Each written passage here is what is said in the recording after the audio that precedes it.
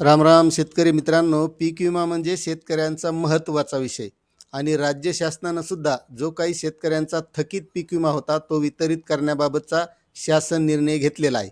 आता हा शासन निर्णय जो आहे तो रब्बी हंगाम 2022 आणि 2021मध्ये राज्य शासनाकडे जो काही थकीत पीक विमा राहिला होता तो वितरित होणार आहे.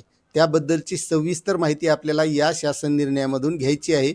मात्र तत्पूर्वी तुम्हाला